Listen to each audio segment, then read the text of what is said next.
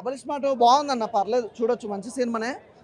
Ramanna acting కానీ, energy levels కానీ, fights కానీ, ఎవ్రీథింగ్ చాలా బాగున్నాయి. సాంగ్సే కొద్దిగా డల్గా ఉన్నాయి. అలాగే పూరి జగన్నాథ్ గారి స్టోరీ పరంగా కొద్దిగా డల్నెస్ అనిపించింది. మదర్ సెంటిమెంట్ కూడా అంతగా వర్క్ కాలేదనిపించింది. ఫస్ట్ ఆఫ్ ఆల్ అయితే సినిమా ఏదైనా కూడా మంచి సినిమా, బాగుంది, చూడొచ్చు. అలాగే ఫైట్స్ మెయిన్ సినిమాలో హైలైట్స్ అంటే మెయిన్ ఫైట్స్ ఒకటి. లవ్ ట్రాక్ కూడా అంతగా ఏం లేదు, చూడండి, పర్లేదు, బాగుంది, అంతే అంతే. కంబ్యాక్ అని కాదు భయ్య, లైగర్ సినిమా అంత లెవెల్లో తీసినా కూడా మామూలుగా అటర్ ఫ్లాప్ అయిపోయింది సినిమా. ఈ సినిమా అంతగా అంటే ఇదన్నా గట్టి కిక్ ఇస్తుంది పూరి జగన్నాథ్ ఫ్యాన్స్ కానీ, అలాగే రాము గారి ఫ్యాన్స్ కానీ అనుకున్నాం, కానీ అంత ఎనర్జీ అయితే మాకైతే అనిపించలేదు. ఏదో చూసినాం కదా, పర్లేదు, బాగుంది అనిపించింది అంతే. లేదు, రాము అన్న విలన్ కాంబినేషన్ ఎవ్రీథింగ్ చాలా బాగుంది, కానీ సినిమా స్టోరీలో కొద్దిగా డల్ అనిపించింది. ఆలిగారి కామెడీ కూడా నేను అంతగా ఎంజాయ్ చేయకపోయాను. ఏదో కొద్దిగా ఓవర్ యాక్టింగ్ లెక్క అనిపించింది అంతే. సినిమా అయితే ఓవరాల్గా బాగుంది, పర్లేదు, చూడొచ్చు. ఇక రేటింగ్ అని కాదు, పర్లేదు, చూడొచ్చు అంతగా. ఫైట్స్ బాగున్నాయి భయ్య, ఫైట్స్ కానీ సాంగ్స్ కానీ నార్మల్. ఫైట్స్ అనేది ఒక లెవెల్లో ఉన్నాయి, సాంగ్స్ నార్మల్గా అనిపించినాయి. బ్యాక్గ్రౌండ్ మ్యూజిక్ ఆర్ఆర్ అయితే బాగుంది, ప్రొడక్షన్ వాల్యూస్ చాలా బాగున్నాయి. ఒకటే బ్రదర్ అంటే సినిమా స్టోరీ పరంగా కొద్దిగా డల్ అనిపించింది, అట్లా అనేం లేదు, సినిమా బాగుంది. ఎట్లా ఉంది స్మార్ట్ శంకర్ అన్నా? డబల్ స్మార్ట్ నాకైతే సినిమా చాలా అంటే చాలా బాగా నచ్చింది అన్న. నిజంగా సినిమా అయితే వేరే లెవెల్ ఉందన్నమాట. రామ్ గారి యాక్షన్ కానీ, ఆయన స్టైల్ కానీ, ఆయన లుక్స్ కానీ, ఆయన డైలాగ్ డెలివరీ కానీ, ఆయన ఫైటింగ్స్ కానీ, మొత్తం అసలు ఊరా మాస్. రామన్నకైతే నిజంగా వేరే లెవెల్ ఉంది యాక్టింగ్ అయితే. హీరోయిన్ పర్ఫార్మెన్స్ కూడా చాలా అంటే చాలా బాగా నచ్చింది అన్న. ఈ సినిమాలో ఒక మంచి కాన్సెప్ట్ ఉంది, ఒక మంచి స్టోరీ. అంటే మన పూరి గారికి లైగర్ తర్వాత కంబ్యాక్ రావాలి అని చెప్పి నేను చాలా గట్టిగా కోరుకున్నా. అలాంటి ఒక మంచి కంబ్యాక్ వచ్చిందన్న. నిజంగా చెప్పాలంటే అంటే ఇలా వస్తారని చెప్పి ఎవరు ఊహించలేరు పూరి గారితో. సో వాళ్ళిద్దరు కాంబినేషన్లో వచ్చిన సినిమా సూపర్ హిట్ అయిపోయింది. నాకైతే వేరే లెవెల్ అనిపించింది. కామెడీ టైమింగ్ బొక్క అన్న. అంటే నేను బొక్క అంటే సినిమా బొక్కలా ఉందని మాత్రం నేను చెప్పట్లేదు. అంటే ఆలీ గారి రోల్ పేరు బొక్క అనమాట. సో ఆ కామెడీ ట్రాక్ కూడా నాకు చాలా అంటే చాలా బాగా నచ్చింది. సంజయ్ దత్ గారు, అమ్మ బాబోయ్, ఏందన్న సంజయ్ దత్ మామూలుగా కాదు. సంజయ్ దత్ గారు విశ్వరూపం చూపించేసిన డాన్గా. నాకైతే సినిమా అయితే చాలా అంటే చాలా బాగా నచ్చింది. సో మీరు చూడండి సినిమా, మీ అందరికి చాలా బాగా నచ్చుతుంది.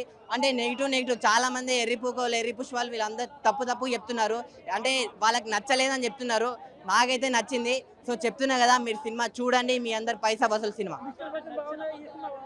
అన్న. మిస్టర్ బచ్చన్ బాగుందా? ఇది బాగుంది అంటే ఇది బాగుందన్న. ఎందుకంటే ఇందులో ఒక మంచి స్టోరీ ఉంది, అది ఉంది, ఇది ఉంది.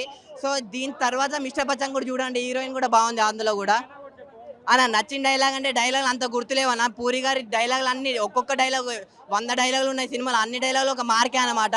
సో అన్ని చాలా అంటే చాలా బాగా నచ్చింది అన్న సినిమా. Thank you. ఖతర్నాక్ అనిపిస్తుంది. శివలింగం చూపిస్తే ఒక ఊపు వస్తుంది అనమాట. భక్తితో కూడితే ఎదురుగా ఉన్న విలను శత్రువు అయితే వాడిని త్రిశూలంతో పొడుస్తుంటే వాని గుండె బయటికి వెళ్తే నాయన కిర్రాకు.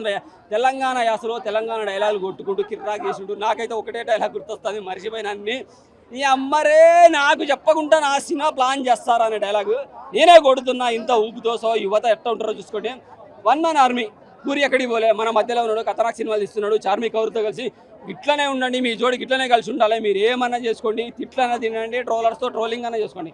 మంచి సినిమా మాకైతే పడ్డది. లైగర్తో బాధ పట్టం, కానీ ఈ సినిమాతో హ్యాపీగా ఎంజాయ్ చేస్తున్నాము. ఖతర్నాక్ అంటే ఖతర్నాక్ అనిపించింది, మంచి మూవీ. సాంగ్స్ భయ సినిమా చూస్తున్నంతసేపు ఊపు వస్తుంది, వస్తుంది, కేక పుట్టిస్తాం. సినిమా చూసిన తర్వాత మనకు అనవసరం. సినిమా చూసినామా, రివ్యూ చేసినా, మూసుకొని దొబ్బేసినామా, ఇట్లనే ఉండాలి. బయటికి పోయి ట్రోలింగ్ మొదలు పెడితే కొడక కింద బాంబు పెట్టి పిన్ను బీకి గాల్లో లేపడి తింటా, ఇటువంటి డైలాగుల్ని రచ్చ చేస్తాడు. ఇక పూరి గురించి మర్చిపోవాల్సిన అవసరం లేదు. మసాలా పూరీలు తయారు చేస్తున్నాడు, వెయిట్ చేయండి. Part 3 కూడా రావాలని కోరుకుంటున్నా. గదే చెప్తున్నాగా, ఉల్లిగడ్డ బాంబు పెడతా, కింద పిన్ను కూడా బిక్తా. ఏదో ఒరిజినల్ బాంబు లేదు, నేను ఉల్లిగడ్డ బాంబు పెట్టి కింద పిన్ను కూడా బిక్తా. గాల్లో లేచి ఐమాక్స్ అద్దాల మీద పడాలి కొడుకులు ఒక్కొక్కడు.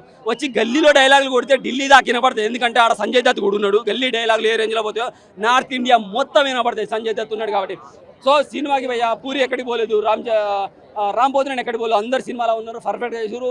మధ్యలో పూరి కూడా కనపడతాడు, మస్తు అనిపించేస్తుంది, ఫుల్ ఎంటర్టైన్మెంట్. పూరి నిజంగా ప్రతి సినిమాలో ఒక ముక్కలో ఒక డైలాగ్ అని కొట్టుకుంటూ కనపడాలి. కాక కిర్రాకు తీసినాం, మస్తున్నది మూవీ, ప్రతి ఒక్కరు చూడాలి భయ్యా. హీరోయిన్ అలా ఆలీ గారి పాత్రలు కొంచెం తక్కువ అయినా కానీ జస్ట్ అప్పటి వరకు ఎంటర్టైన్మెంట్ అనిపిస్తుంది. లిప్ లాకులు యువత, మీకు లిప్ లాకులున్నాయి, లిప్స్ ఉన్నాయి.